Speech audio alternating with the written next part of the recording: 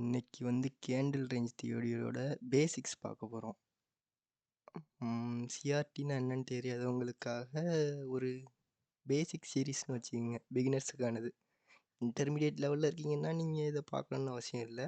ஆனால் உங்களுக்கு பேசிக்ஸில் எதுவும் தெரியலன்னா நீங்கள் வந்து இதை பார்த்துக்கலாம். சிஆர்டின்னா வந்து கேண்டில் ரேஞ்ச் தியரி. அது ஒரு வந்து என்ட்ரி மாடல். அதோட ப்ராபபிலிட்டி கொஞ்சம் ஹை தான். ஒரு 70% வின் ரேட் இருக்கும். வேறு என்னது, அவ்வளோதான். பேசிக்ஸில் ஃபஸ்ட்டு வந்துன்னா டைப்ஸ் ஆஃப் கேண்டில் ஸ்டிக். பிகினர்ஸாக இருக்க நீங்கள் ஃபஸ்ட்டு சார்ட்டுக்குள்ளே வந்தப்போ என்ன பார்த்துருப்பீங்கன்னா 2 கேண்டில் பார்த்துருப்பீங்க.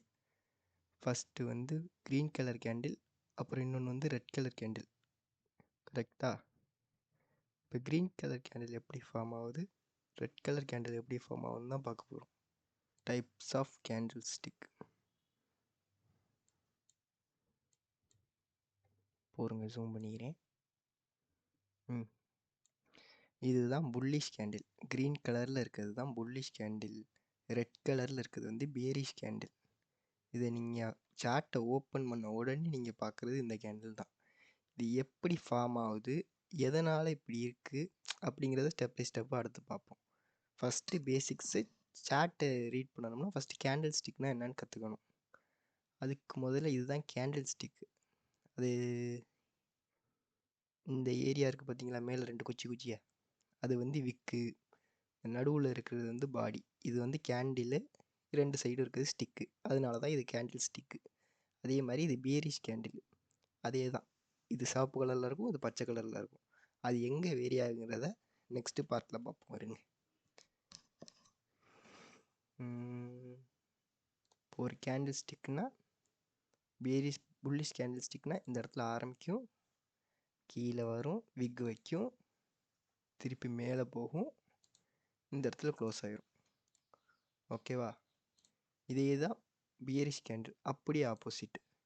இந்த இடத்துல ஓப்பன் ஆகும், மேலே போயிட்டு திருப்பி கீழே வரும், வந்துட்டு இந்த இடத்துல க்ளோஸ் வைக்கும்.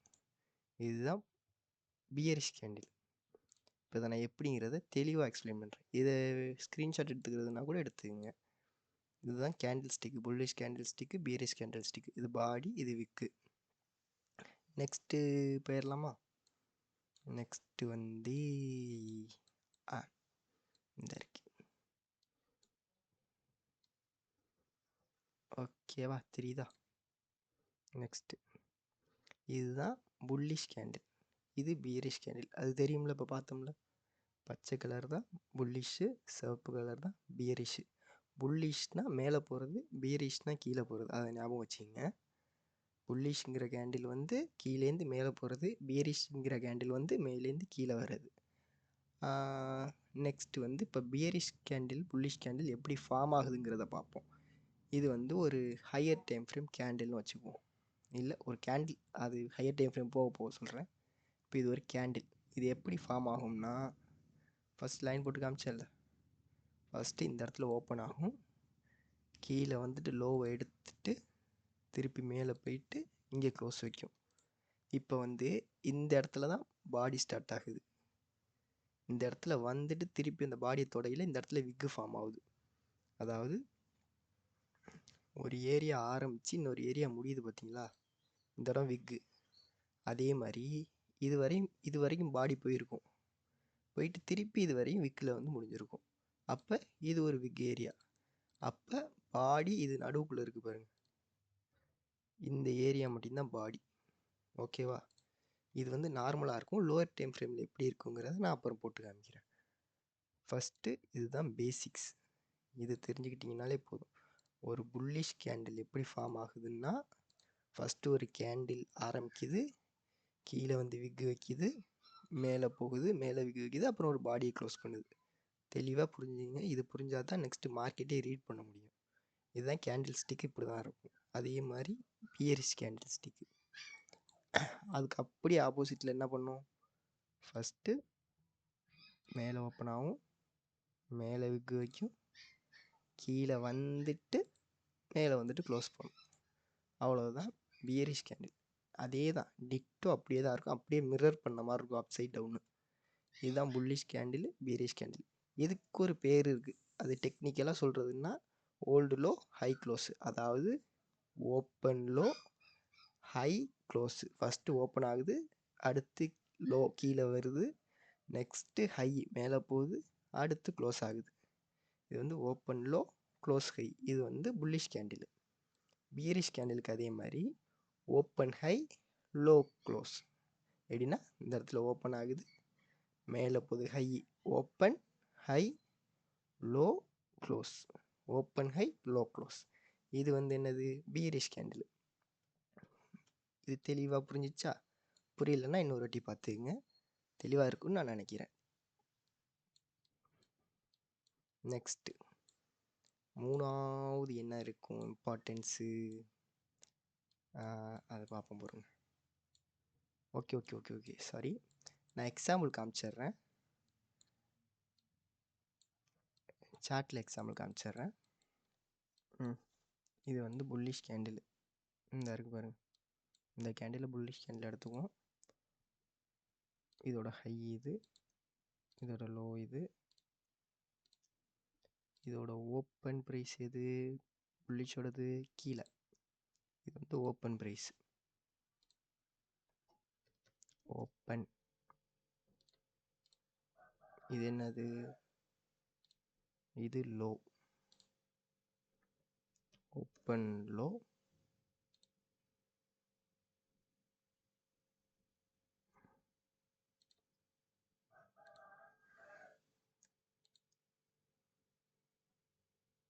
இது ஹை, HIGH ஹை, இது க்ளோஸ். ஓகேவா? இதுதான் புல்லிஷ். தெளிவாக புரிஞ்சுக்கணும்னா இப்போ நான் அதை லோயர் டைம் ஃப்ரேமில் காமிக்கிறேன்.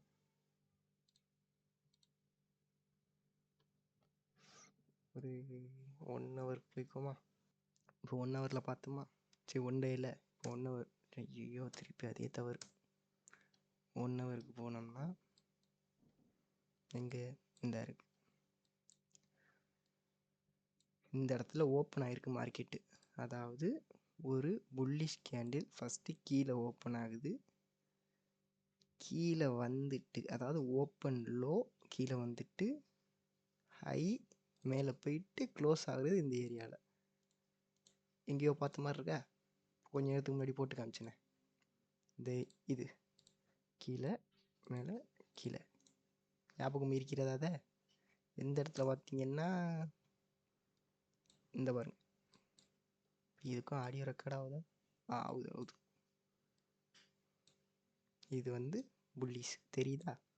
ஓப்பன் ஆகிட்டு கீழே போயிட்டு மேலே வந்துட்டு கீழே வந்துட்டு, அதாவது ஒரு ஹையர் டைம் ஃப்ரேமை லோயர் டைம் ஃப்ரேமில் உடச்சி பார்த்தோம்னா இப்படி தான் இருக்கும் ஒரு கேண்டில் ஃபார்ம் ஆகுறது. இதையே வந்து ஒரு தெளிவாக சொல்லிட்டேன்னு நினைக்கிறேன், தெளிவாக சொல்லியிருப்பேன், பார்ப்போம். நெக்ஸ்ட்டு இப்போ வந்து பியரிஷ், அது எப்படி இருக்கணும்? மேலே ஓப்பன் ஆகணும், மேலே போகணும், கீழே வரணும், திருப்பி க்ளோஸ் ஆகணும், ஓப்பன் ஆகணும், மேலே போகணும், கீழே வரணும், திருப்பி நடுவில் க்ளோஸ் ஆகணும். எங்கேயாவது இப்படி தான் பியரிஷ் இருக்கணும். திருப்பி 1 டேக்கு போமா? 1 டேக்கு வந்தாச்சு. இது என்ன கேண்டில்? நான் கருப்பு கலரில் வச்சுருக்கேன், நீங்கள் சிவப்பு கலரில் வச்சுக்கலாம், இல்லை கருப்பு கலர் உங்களுக்கு பிடிச்ச கலரில் வச்சுக்கலாம். எது புல்லிஷ் கேண்டில் எது பியரிஷ் கேண்டில்னு தெரிஞ்சால் போதும், கலர்லாம் முக்கியம் இல்லை. ஆனால் பிகினராக இருக்கீங்கன்னா உள்ளே வந்தப்போ அது சிவப்பு கலரில் இருக்கும், பச்சை கலரில் இருக்கும், அதனால சிவப்பு கலர் பச்சை கலரில் போட்டிருக்கேன்.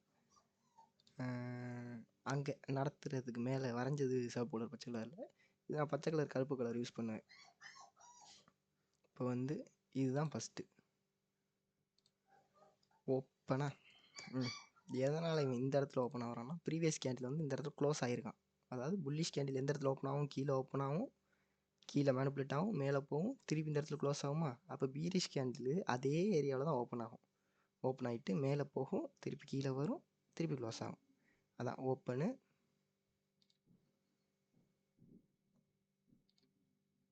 ஹை, லோவு, அடுத்து என்னது? க்ளோஸ். புரிஞ்சுதா? புரிஞ்சிருக்கும் சில பேருக்கு புரியாது. நான் லோவர் டைம் ஃப்ரேமில் காமிக்கிறேன். 1 ஹவரில் போயிட்டு இப்போ தெளிவாக பாருங்கள், மார்க்கெட்டு இந்த இடத்துல ஓப்பன் ஆகிருக்கான். இந்த கோடு போட்டிருக்கோம் பார்த்தீங்களா, வெர்டிக்கல் லைன் ஒன்று தெரியுதா? இதில் ஓப்பன் ஆகிட்டு மேலே போகிறான். மேலே போயிட்டு திருப்பி கீழே வரான். வந்துட்டு இந்த இடத்துல க்ளோஸ் ஆகிறான். இதே எங்கேயோ பார்த்த மாதிரி இருக்கா இந்த லைனு? இதை மட்டும் தனியாக வெளியில் எடுக்கிறேன் பாருங்கள், எப்படி இருக்கு? இப்படி தான் ஒரு பீரிஷ் கேண்டில் இருக்கும். இது எங்கே பார்த்துருப்பீங்கன்னு ஞாபகம் இருக்கிறதா? அதே தான். எங்கே இருக்குது இந்த இருக்குது பார்த்தீங்களா? மேலே போகுது, கீழே வருது, முடிஞ்சிடுச்சு. அவ்வளோதான். இதுதான் பீரிஷ் கேண்டில். இதை நீங்கள் என்ன பண்ணுறீங்கன்னா, ஒரு 20 கேண்டில் எடுத்து பாருங்கள், பிரேக் டவுன் பண்ணி. ஒரு புல்லிஷ் கேண்டில், பீரிஷ் கேண்டில். ஓகே, இதே தான் இந்த பீரிஷ் கேண்டிலில் பார்த்தீங்கல்ல, அதே தான். நெக்ஸ்ட்டு நானே போட்டு உழைப்பிட்டேன், நாட்டில் என்னன்னு தெரியல. சரி விடுங்க, பார்த்துக்கலாம், ஒன்றும் பிரச்சனை இல்லை. எதுவும் புரியலைன்னா என்கிட்ட கேளுங்க, நான் சொல்கிறேன். நெக்ஸ்ட்டு தேர்டு ஆல்ரெடி நடத்தி வச்சுட்டேன். அது சொல்லிகிட்டு இருந்தேன், நான் பாட்டுக்கும் மைக்கு கேட்காம போயிடுது. நான் என்ன பண்ணுவது?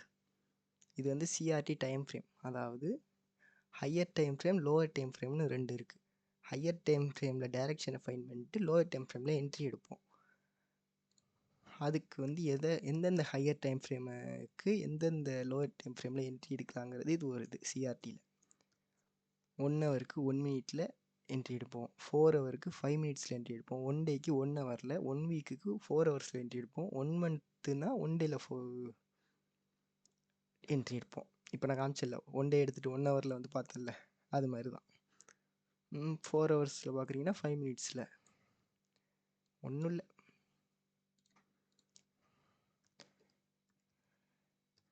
Higher time frame and lower time frame. இந்த இருக்கு ஒன்றும் இல்லை கைஸ், நாய்க்குட்டி வந்து கால் நடக்குது. லெஃப்ட் சைடில் இருக்கிறதெல்லாம் ஹையர் டைம் ஃப்ரேமு, ரைட் சைடில் இருக்கிறதெல்லாம் லோயர் டைம் ஃப்ரேமு. இப்போ 1 ஹவரில் என்ட்ரி எடுக்கிறீங்க, 1 ஹவரில் டைரக்ஷன் ஃபைன் பண்ணுறீங்கன்னா, அதாவது 1 ஹவர் கேண்டில் பார்க்குறீங்கன்னா 1 மினிட்டில் தான் என்ட்ரி எடுக்கணும். இப்போ காமிச்சல்ல, பெரிய கேண்டில் ஒன்று, சின்ன கேண்டில் அதோட இது, அதாவது இது வந்து ஹையர் டைம் ஃப்ரேம்னா இந்த இடத்துல என்ட்ரி எடுக்கிறோம்னா இது லோயர் டைம் ஃப்ரேம். ஓகேவா? இது அவ்வளோவா இப்போதைக்கு இம்பார்ட்டன்ஸ் இல்லை, நான் போக போக சொல்கிறேன். நீங்கள் ஃபஸ்ட்டு பேசிக்ஸ் தெரிஞ்ச பிறகு இது இப்போதைக்கு ஞாபகம் இருக்கட்டும். இந்தளவுக்கு இம்பார்ட்டன்ட் தான், இது ரொம்ப இம்பார்ட்டன்ட் தான். இப்போதைக்கு பேசிக்ஸுக்கு போக போக இதை பார்த்துக்கலாம், ஆனால் எல்லாமே இம்பார்ட்டன்ட் தான். நெக்ஸ்ட்டு இது வந்து பெஸ்ட்டு பேர் ஃபார் பிகினர்ஸ். சும்மா இப்போ யாருக்கு எந்தெந்த பேரில் ஆரம்பிக்கிறதுன்னு தெரியலன்னா இதில் ஏதாவது ஒரு பேர் எடுத்துங்க, அதை எடுத்துக்கிட்டு அனலைஸ் பண்ணுங்கள். அனலைஸ் பண்ணி அதில் பேக் டெஸ்ட் பண்ணுங்கள். பேக் டெஸ்ட் பண்ணி ரிசல்ட்டு பாருங்கள். ஒரு பிகினராக இருக்கீங்க, எனக்கு எந்த பேர் சூஸ் பண்ணுறதுனே தெரியல அப்படின்னு இருந்தீங்கன்னா இந்த பேர் நான் ரெக்கமெண்ட் பண்ணுவேன்.